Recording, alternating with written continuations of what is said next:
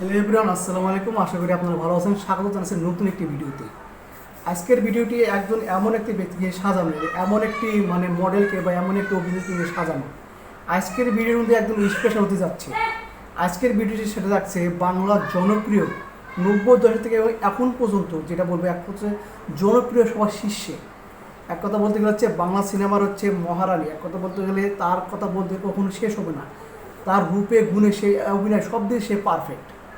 তার নাম হচ্ছে বাংলার জনপ্রিয় এবং সবার ক্রাশ শাবনূর। হ্যাঁ, আজকে আমরা যাবো শাবনূরের সেরা 10টি সিনেমা বিষয়ে, এবং যাবো সেরা 10টি সিনেমার মধ্যে কোন কোন রয়েছে এবং তার কেরিয়ারে সবার শীর্ষ জনপ্রিয়তা উপর চঙ্গে উপর লেভেল উঠিয়ে দিয়েছে কোন 10টি সিনেমা। এই ভিডিওর মধ্যে আমরা জানতে পারবো, আপনাদের মাঝে এই ভিডিওটি আমি শেয়ার করবো। যাই হোক, কথা কম বলে শুরু করা যাক আজকের এই ভিডিওটি। আপনি যদি আমার চ্যানেল নতুন হয়ে থাকেন অবশ্যই আমার চ্যানেল সাবস্ক্রাইব করতে বলবেন না।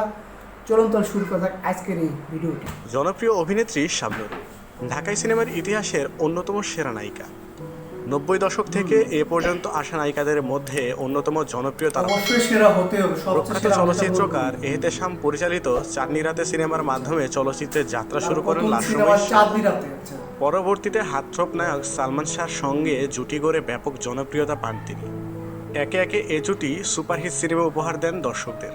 সালমান শাহর মৃত্যুর পর রিয়াজ, শাকিল খান, ফেরদৌস ও শাকিব খানের সঙ্গে জুটি বেঁধে সুপার ডুপার হিট সিনেমা উপহার দেন সিনেমাপ্রেমী দর্শকদের। শাবনূর বর্তমানে অভিনয় না থাকলেও নতুন প্রজন্মের কাছে তার আবেদন এখনও একই রকম রয়েছে। বিভিন্ন সময়ে অভিনয় করা শাবনূরের সেরা 10টি জনপ্রিয়তার তুঙ্গে থাকা সিনেমা নিয়ে সাজানো হয়েছে আমাদের আজকের ভিডিও। তাহলে চলুন দেরি না করে শুরু করা যাক। আর হ্যাঁ, যারা কিনা এখন আমাদের চ্যানেলটিকে সাবস্ক্রাইব করেননি তারা আমাদের চ্যানেলকে প্লিজ সাবস্ক্রাইব করে রাখবেন। অবশ্যই ভাই, নাম্বার 10, বিয়ারফুল। মতিন রহমান পরিচালিত এই চলচ্চিত্রটি মুম্বাইয়ের দেওয়ানার অফিসিয়াল রিমেক। শাবনূরের অভিনয় ও গানই এই ছবির প্রাণ। আহমেদ ইমতিয়াজ বুলবুল হিন্দি ছবির গানগুলো না রেখে নতুন কিছু সুর তৈরি করেছিলেন।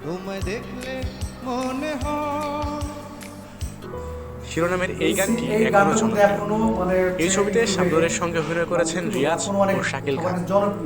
বিয়ারফুল সিনেমায় পরিণত অভিনয় শৈলীতে শাবনূরের ভিন্ন দুটি দিক দর্শকদের মনে দাগ কাটে।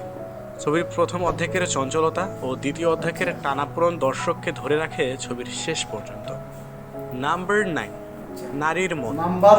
বিয়ারফুল ছবির অভাবনীয় সাফল্যে অনুপ্রাণিত হয়ে মতিন রহমান পরের বছরই নির্মাণ করেন নারীর মন ছবি। এটিও বলিউডের একটি ছবি কপিরাইট নিয়ে তৈরি করা হয়েছে। এই ছবিতেও শাবনূরের নায়ক হিসেবে পর্দায় আসেন রিয়াজ ও শাকিল খান। একজন নারীর মন পেতে দুই বন্ধুর সাধনা করে যাবার গল্প নিয়েই এই ছবি। ছবিটি একদিকে যেমন ব্যবসায়িক সাফল্য পেয়েছিল, তেমনি অন্যদিকে জনপ্রিয়তার আকাশ ছুঁয়েছিলেন শাবনূর। তার সাবলীল অভিনয় দিয়ে তিনি পরিণত হয়েছিলেন ইন্ডাস্ট্রির তুরুপের তাস হিসেবে।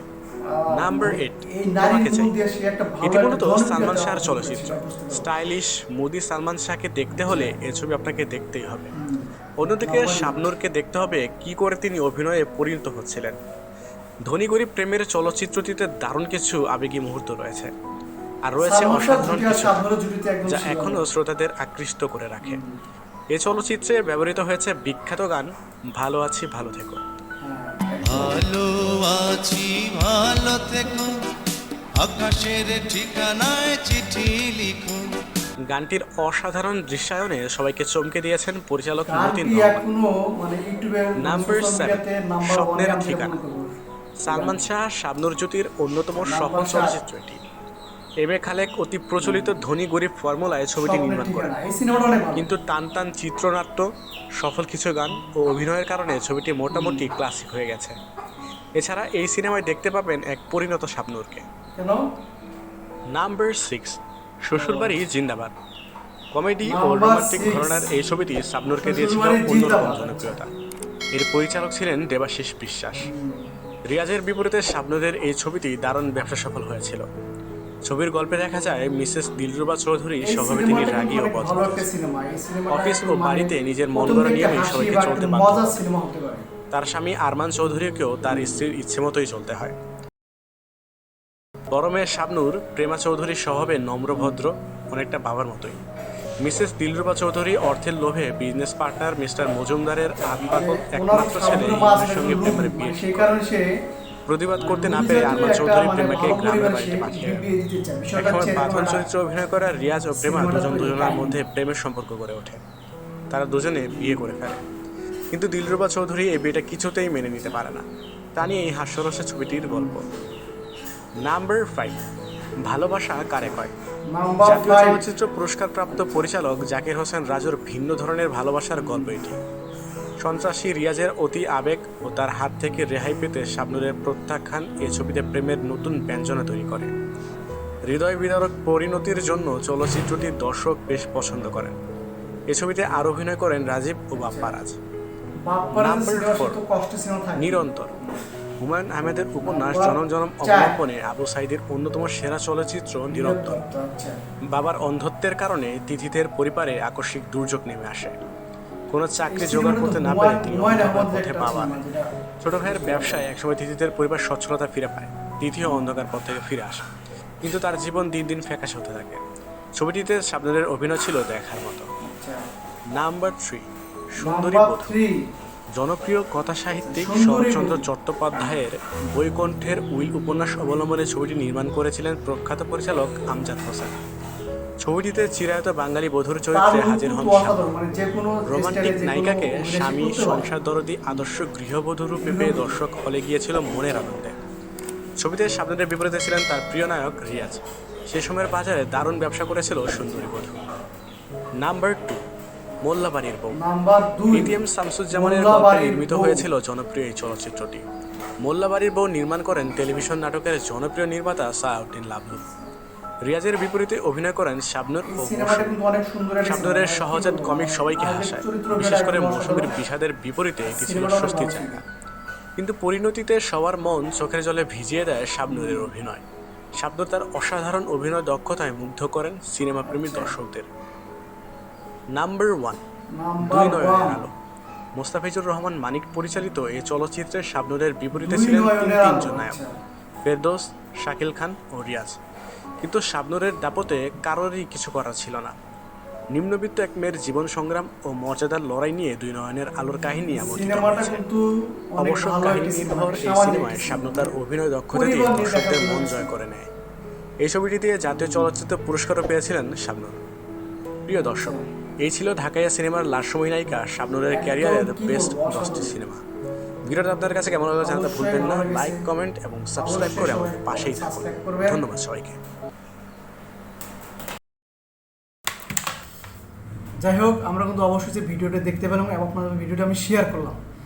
এই ভিডিওর মাধ্যমে এক কথা বলতে গেলে আমি যদি সেই আমাদের নায়িকার কথা বলি, নায়িকা শাবনূরের কথা বলি, এখানে কিন্তু তার কথা বললে অবশ্যই কম হয়ে যাবে। তার যে অভিনয়, যে দক্ষতা, অভিনয় স্কিল, এক কথা বলতে গেলে বাংলা চলচ্চিত্র এক কথা বলতে গেলে হচ্ছে 90 দশক থেকে এ পর্যন্ত তার মতো অভিনেতা ও অভিনেত্রী কেউ হতে পারেনি, এটা আমার মনে হয়। সে কিন্তু বেশ কোটি সিনেমা দিয়ে ভালো একটি পরিচিতি লাভ করেছে এবং যেটা বলবো হচ্ছে সালমান শাহ জুটি এবং রিয়াজ জুটি কিন্তু একটা বেশ কিন্তু 90 দশক থেকে প্রায় 2000 পর্যন্ত 2007-8 সাল পর্যন্ত একটা ভালো একটা জনপ্রিয় সৃষ্টি ছিল তারা। কারণ তারা আমাদের মাঝে যে সিনেমাগুলো উপহার দিয়েছে এক কথা দর্শক শ্রোতা খুব ভালো মেনে নিয়েছে এবং সিনেমাগুলো ছিল সবচেয়ে সুপারহিট সিনেমা।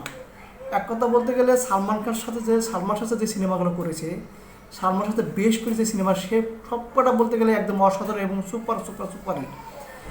আমি যেটা বলবো হচ্ছে শাবনূরের ক্যারিয়ারে সালমান শাহর কিন্তু যে কটি সিনেমা অবশ্যই সেই কটি সিনেমার অবশ্যই তার অবদান রয়েছে। কারণ সালমান শাহের সাথে যে সিনেমাগুলো অবশ্যই তাকে ভালো একটা পর্যায়ে তাকে নিয়ে গেছে। এক পর্যায়ে সালমান শাহের মৃত্যুর কারণে পরবর্তী সিনেমাগুলো সে রিয়াজের সাথে করেছে, যে সিনেমা রিয়াজের সাথে ভালো একটা জনপ্রিয় বা পরবর্তী সে ভালো একটা জনপ্রিয় স্থানে পৌঁছে গিয়েছে।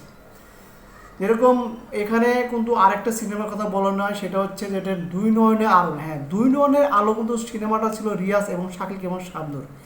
সেখানে যে একটা শাবনূরের যে অভিনেতা, এক কথা বলতে গেলে আমি সিনেমাটা দেখেছি এবং বুঝতে পেরেছি একদম সামাজিক একটি সিনেমা এবং ফ্যামিলি নিয়ে দেখার মতো একটা সিনেমা। এই ফ্যামিলিতে বা যে হচ্ছে একটা মেয়ে একটা ফ্যামিলির জন্য কী করতে পারে এবং কতটুকু করতে পারে এবং ফ্যামিলির জন্য কতটুকু মায়া ত্যাগ করতে পারে, এই সিনেমাটা দেখলে অবশ্যই আপনি বুঝতে পারবেন। এবং শাবনূরের যে অভিনয় এবং দক্ষতা এবং স্কিল দেখলে আপনি মুগ্ধ হয়ে যাবেন। সেই জন্য কিন্তু এই সিনেমাটি কিন্তু এই ভিডিওতে নাম্বার 1-এ রাখা হয়েছে। এক কথা বলতে গেলে আমার কিন্তু শাবনূরের অভিনয় অসম্ভব সবচেয়ে অনেক ভালো লাগে এবং কী বলবো, আমার মনে হয় বাংলা সিনেমা ইন্ডাস্ট্রিতে কখনো তার মতো এরকম অভিনেত্রী মনে আর কখনো আসবে না।